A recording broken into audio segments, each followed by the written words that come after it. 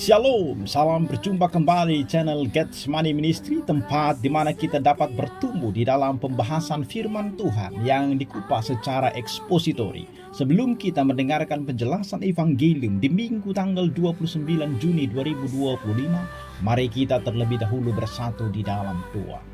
Ya Allah Bapa kami sungguh bersyukur atas anugerah dan berkat-Mu yang menyatukan kami saat ini. Kami rindu supaya Engkau membuka mata rohani kami dan pikiran kami untuk menerima kebenaran firman-Mu, supaya kami dapat bertumbuh di dalam iman dan kasih-Mu. Dalam nama Yesus Kristus kami berdoa. Amin. Firman Tuhan bagi kita diambil dari 1 Raja-Raja pasal 19 ayat 15 sampai 21. Demikian firman-Nya. Firman Tuhan kepadanya, "Pergilah, kembalilah ke jalanmu melalui padang gurun ke Damsyik, dan setelah engkau sampai, engkau harus mengurapi Hazael menjadi raja atas Aram. Juga Yehu cucu Nimsi haruslah kau urapi menjadi raja atas Israel, dan Elisa bin Safat dari Abel Mehola harus kau urapi menjadi nabi menggantikan engkau. Maka siapa yang terluput dari pedang Hazael akan dibunuh oleh Yehu, dan siapa yang terluput dari pedang Yehu akan dibunuh oleh Elisa. Tetapi aku akan meninggalkan 7.000 orang di Israel, yakni semua orang yang tidak sujud menyembah Baal dan yang mulutnya tidak mencium dia." Setelah Elia pergi dari sana, ia bertemu dengan Elisa bin Safat yang sedang membajak dengan 12 pasang lembu, sedang ia sendiri mengemudikan yang ke-12. Ketika Elia lalu dari dekatnya, ia melemparkan jubahnya kepadanya. Lalu Elisa meninggalkan lembu itu dan berlari mengikuti Elia. Katanya, "Biarkanlah aku mencium ayahku dan ibuku dahulu, lalu aku akan mengikut engkau." Jawabnya kepadanya, "Baiklah, pulang dahulu dan ingatlah apa yang telah kuperbuat kepadamu." Lalu berbaliklah ia daripada Elia, yang mengambil pasangan lembu itu, menyembelihnya dan memasak dagingnya dengan bajak lembu itu sebagai kayu api. Ia memberikan daging itu kepada orang-orangnya, kemudian makanlah mereka. Sesudah itu bersiaplah ia, lalu mengikuti Elia dan menjadi pelayannya. Demikian firman Tuhan.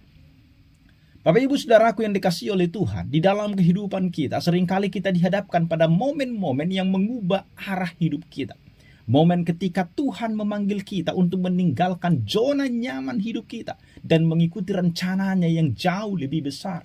Di dalam 1 Raja-Raja pasal 19 ayat 15 sampai 21, kita melihat kisah panggilan Elisa oleh Elia, sebuah panggilan yang tidak hanya mengubah hidup Elisa, tetapi juga menunjukkan bagaimana Tuhan bekerja lewat ketaatan dan pengorbanan. Mari kita telah teks ini secara mendalam untuk memahami panggilan Tuhan dan bagaimana kita dapat menanggapinya dalam kehidupan kita. Bapak Ibu Saudara, sebelum kita masuk ke ayat-ayat ini, kita lihat dan kita pahami konteksnya. Di dalam 1 Raja-Raja pasal 19, Elia berada dalam kondisi spiritual dan emosional yang sangat rendah. Ia baru saja mengalami kemenangan besar di Gunung Karmel di pasal 18, di mana Tuhan menunjukkan kuasanya atas Baal. Namun ancaman Izebel membuat Elia takut dan melarikan diri kepada gurun. Bahkan ia meminta mati. 1 Raja-Raja 19 ayat 4. Di tengah keputusasaan ini Tuhan memulihkan Elia, berbicara kepadanya dalam suara yang begitu lembut di ayat 12 dan memberikan tugas baru kepada dia. Teks ini hari ini berfokus pada panggilan Elisa yang menunjukkan bagaimana Tuhan melanjutkan rencananya lewat orang-orang yang dipilihnya. Mari kita eksposisi teks ini. Yang pertama, panggilan Tuhan yang jelas, ayat 15 sampai dengan ayat yang ke-16. Dikatakan di sana Tuhan berfirman supaya Elisa pergi kembali ke jalannya menuju padang gurun Damsyik, dan kalau sudah sampai di sana dia harus melakukan 3 hal. Jadi ada perintah yang diberikan oleh Tuhan secara jelas kepada Elia untuk melanjutkan pelayanannya. Meskipun kita lihat bahwa Elia merasa lelah dan putus asa, Tuhan tidak membiarkannya tenggelam dalam keputusasaan. Sebaliknya Tuhan memberikan tugas baru yang menunjukkan bahwa rencananya jauh lebih besar daripada kegagalan ataupun ketakutan daripada Elia. Tuhan memberikan 3 tugas penting. Yang pertama, mengurapi Hazael menjadi raja Aram, musuh Israel yang dipakai Allah sebagai alat penghukuman. kemudian mengurapi Yehu menjadi raja Israel yang akan menumpas keluarga Ahab. Dan yang ketiga adalah memanggil Elisa sebagai penggantinya. Ini menunjukkan bahwa Tuhan sedang mempersiapkan generasi baru untuk melaksanakan kehendaknya. Khususnya panggilan Elisa sebagai nabi pengganti menegaskan bahwa pelayanan Tuhan bersifat berkelanjutan, tidak terbatas pada satu individu. Tuhan menunjukkan bahwa dia tetap berdaulat atas sejarah. Meskipun Elia merasa gagal, pekerjaan Tuhan harus tetap berjalan. Kita melihat di sini, makna teologisnya adalah bahwa Tuhan adalah Allah yang berdaulat atas sejarah dan memilih orang-orang untuk melaksanakan rencananya. Panggilan ini bukan hanya untuk pelayanan kenabian, tetapi juga menunjukkan bahwa Tuhan bekerja lewat proses suksesi untuk memastikan pekerjaannya terus berlanjut di tengah-tengah dunia ini. Bapak Ibu Saudara, lewat hal ini, apakah kita masih mendengarkan panggilan Tuhan di dalam hidup kita? Panggilan Tuhan kadangkala datang di saat kita merasa lelah atau tidak layak, sama seperti Elia. Namun Tuhan tidak mencari yang namanya kesempurnaan, melainkan yang dicari Tuhan adalah ketaatan. Kita perlu membuka hati untuk mendengar suara Tuhan, baik lewat firman, doa, atau dorongan Roh Kudus. Saat kita mengalami kelelahan, kegagalan, atau merasa sia-sia dalam pelayanan, ingatlah, Tuhan belum selesai dengan kita. Kadang kita melihat hasil pelayanan secara sempit, tetapi Tuhan punya rencana yang jauh lebih besar bagi hidup kita.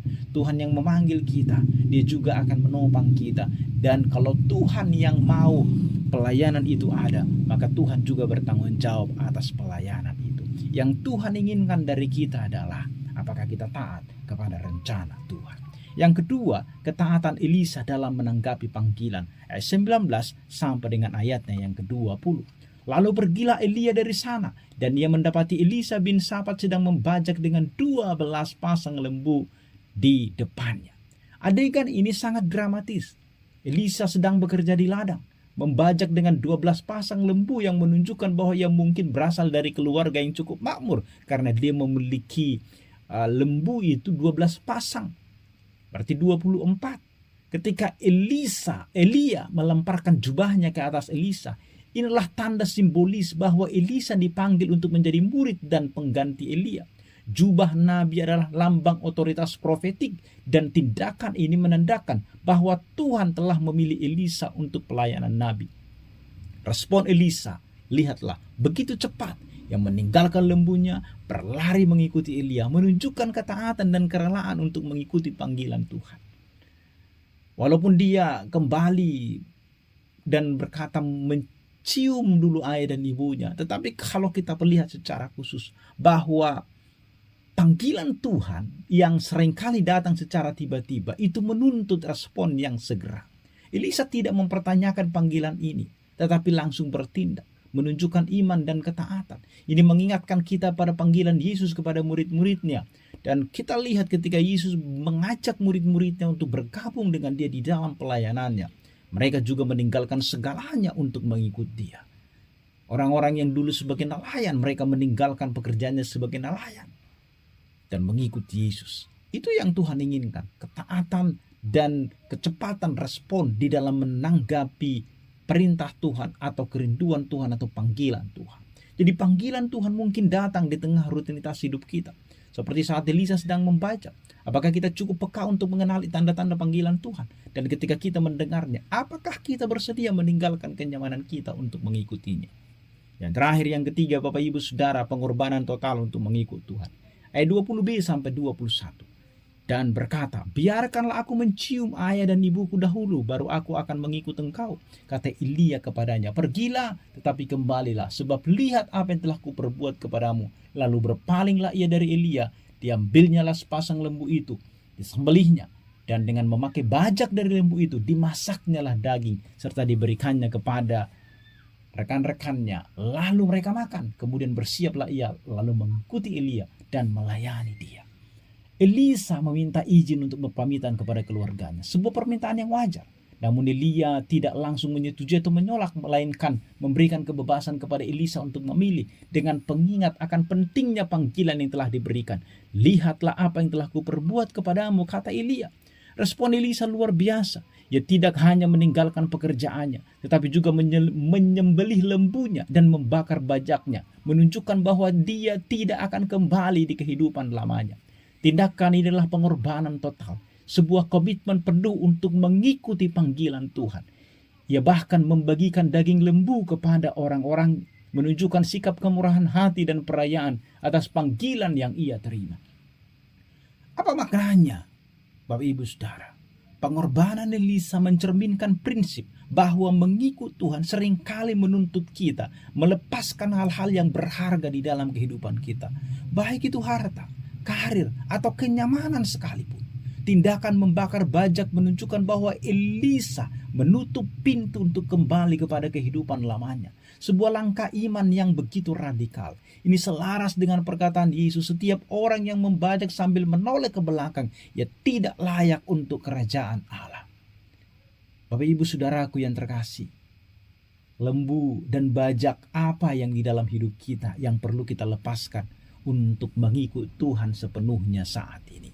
Mungkin itu adalah ambisi pribadi, zona nyaman kita, atau bahkan hubungan yang menghalangi panggilan Tuhan di dalam hidup kita. Mengikuti Tuhan memerlukan pengorbanan, tetapi seperti Elisa, kita akan menemukan sukacita dan tujuan sejati dalam ketaatan kita. Oleh karena itu, mari luangkan waktu dalam doa dan refleksi untuk mendengarkan suara Tuhan. Panggilannya mungkin tidak selalu dramatis seperti jubah Elia yang dilemparkan kepada Elisa, tetapi bisa saja datang lewat dorongan hati, firman Tuhan, atau nasihat dari orang-orang yang saleh yang mengatakan kepada kita bahwa Tuhan memanggil kita. Kemudian kita belajar sama seperti Elisa, jangan tunda-tunda ketika Tuhan memanggil. Ketaatan yang ditunda sering kali menjadi ketidaktaatan. Dan ada pengorbanan yang total. Identifikasi apa yang menghambat Anda untuk mengikut Tuhan sepenuhnya? Bersediakah Anda melepaskan hal tersebut? Ingatlah dan percayalah bahwa rencana Tuhan jauh lebih besar daripada apa yang kita rencanakan dalam hidup kita. Dan melayanilah dengan rendah hati. Elisa memulai pelayanannya sebagai pembantu Elia. Jangan meremehkan panggilan untuk melayani dalam hal kecil, karena Tuhan seringkali mempersiapkan kita melalui pelayanan sederhana. Bapak Ibu Saudaraku, kisah panggilan Elisa mengingatkan kita bahwa Tuhan masih memanggil orang-orang untuk menjadi bagian daripada rencananya yang agung. Seperti Elisa, marilah kita menanggapi panggilan Tuhan dengan ketaatan, pengorbanan, dan kerendahan hati. Mungkin kita harus meninggalkan lembu dan bajak kita, tetapi yakinlah bahwa Tuhan yang memanggil kita adalah setia dan akan memimpin kita menuju hidup yang penuh dengan makna dan memiliki dampak bagi kerajaannya. Mari kita meminta kepada Tuhan supaya Roh Kudus menolong kita untuk mendengar dan mentaati panggilannya. Amin. Mari kita berdoa. Bapa kami yang tetap setia di dalam kehidupan kami bersyukur atas firman-Mu yang menguatkan kami kembali. Ajarlah kami untuk setia di dalam panggilan-Mu, sekalipun kami lemah dan terbatas. Seperti Engkau memulihkan Elia dan memanggil Elisa, pulihkanlah hati kami dan pimpinlah langkah kami untuk terus melayani sesuai dengan kehendak-Mu. Di dalam nama Tuhan kami, Yesus Kristus, kami berdoa. Amin.